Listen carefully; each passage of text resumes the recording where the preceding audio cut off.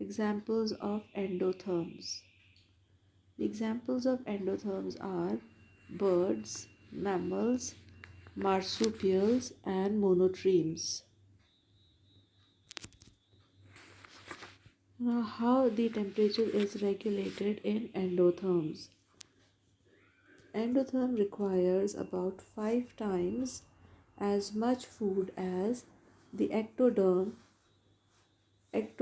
of the same size. They have a lot more mitochondria per cell. What is mitochondria? Mitochondria is that cell organelle which makes energy. The high rate of metabolism of fat and sugar generates a lot of heat. Homeotherms or endotherm also use behavioral thermoregulation to adjust their body temperature. But unlike the ectotherms, they do not solely depend on the outside environment as a source of body heat. Instead, homeotherm use physiological mechanism to regulate their body temperature. They have several strategies to supplement and conserve body heat.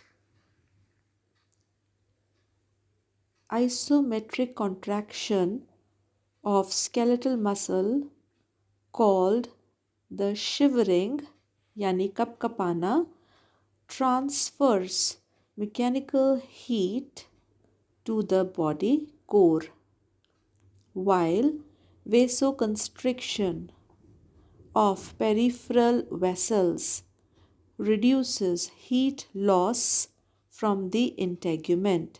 Vasoconstriction का मतलब होता है हमारी capillaries का narrow होना, पतला हो जाना, यानी उनका जो डायमीटर है वो कम हो जाना.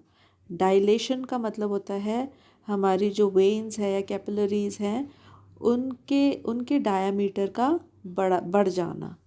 तो वेसोकंस्ट्रिक्शन मतलब जो हमारी वेन्स हैं जब हमें हमारे शरीर से हीट को बनाए रखना होता है तो हमारी जो वेन्स हैं वो नैरो हो जाती हैं, कंस्ट्रिक्ट हो जाती हैं.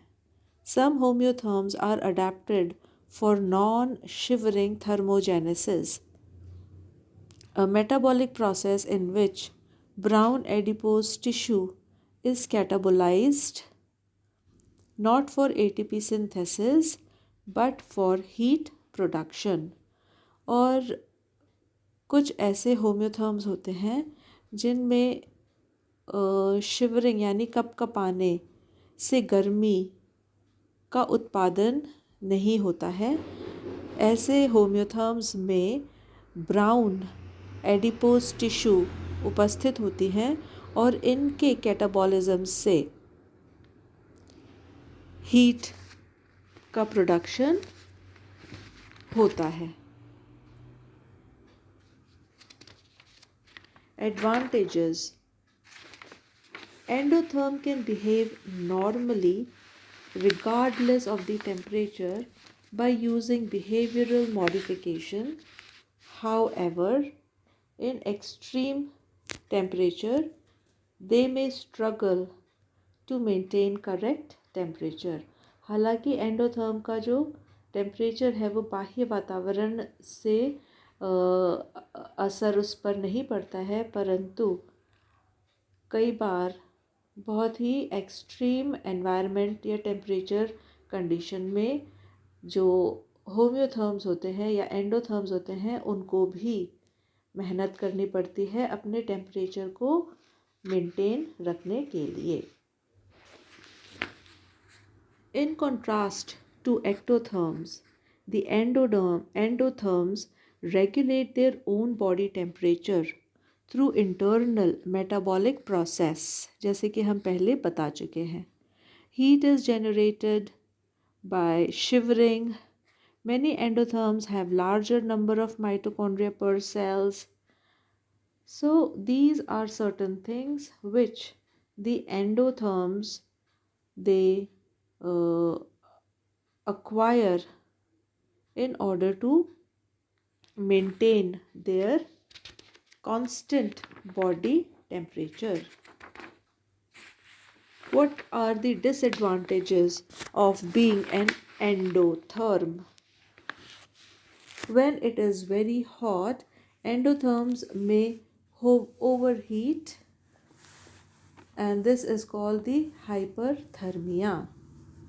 पैंटिंग यानी कि हाफना, स्वेटिंग यानी कि पसीना आना, वेसोडाइलेशन यानी कि हमारी वेन्स और कैपिलरीज का बड़ी हो जाना, डायमीटर में बड़ी हो जाना, जिससे क्या होता है कि ये सभी जो एक्शन है इनकी वजह से हमारे शरीर के अंदर की जो गर्मी है वो बाहर निकलती है. When it is very cold, endotherm lose too much of body heat and they get hypothermia. और जब कभी बाह्य टेम्परेचर बहुत कम होता है तभी भी जो एंडोथर्म्स होते हैं उनका जो टेम्परेचर है वो कम हो जाता है, जिससे कि वो हाइपोथर्मिया में चले जाते हैं. Insulation is used to prevent this. और इस स्थिति से बचने के लिए हमारे शरीर में इंसुलेशन होता है. और ये इंसुलेशन हमें कौन प्रदान करता है? मैमल्स के अंदर फर यानी जो बालों की एक जो लेयर होती है जो जानवरों आदि में पाई जाती है उसकी लेयर, पक्षियों में फेदर की उपस्थिति, हेयर की उपस्थिति, फैट डिपॉजिशंस के द्वारा हमारे शरीर से हमें इंसुलेशन प्रदान होती है. Vasoconstriction, reduced blood flow to extremities, blue lips. जब हमारी वेन्स वगैरह का डायमीटर कम हो जाता है तो वो ज़्यादा नीली हमें दिखाई देती है, और ऐसा शरीर में गर्मी के लॉस को रोकने के लिए किया जाता है. हाइबरनेशन, हमारे कई सारे एनिमल्स हैं जैसे भालू, छिपकलियाँ, ये सर्दियों के समय में कहीं चली जाती हैं.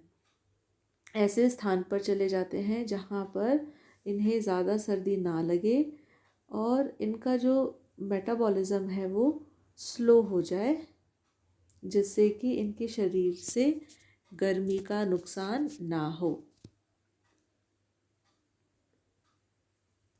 हाइबरनेशन ये वो स्थिति होती है, फिजियोलॉजिकल कंडीशन होती है जहाँ पर मैमल्स अपने आप को एक सुरक्षित स्थान में, जहाँ पर उचित गर्माहट उन्हें मिलती है, वहाँ पहुँच जाते हैं.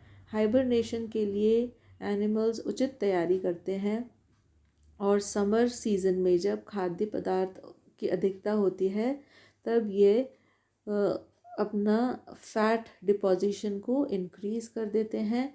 अपना जो भी खाना खाते हैं वो फैट के रूप में डिपॉजिट होता चले जाता है, जिससे कि जब ये हाइबरनेशन में चले जाएं, शीत निद्रा में जाएं, तो जो फैट का डिपॉजिशन है उसके द्वारा ही इन्हें फूड जो है, एनर्जी जो है वो मिल जाए.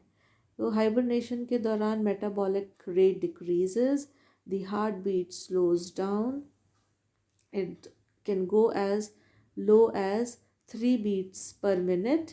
The breathing rate stops. Body temperature decreases to close to ambient temperature.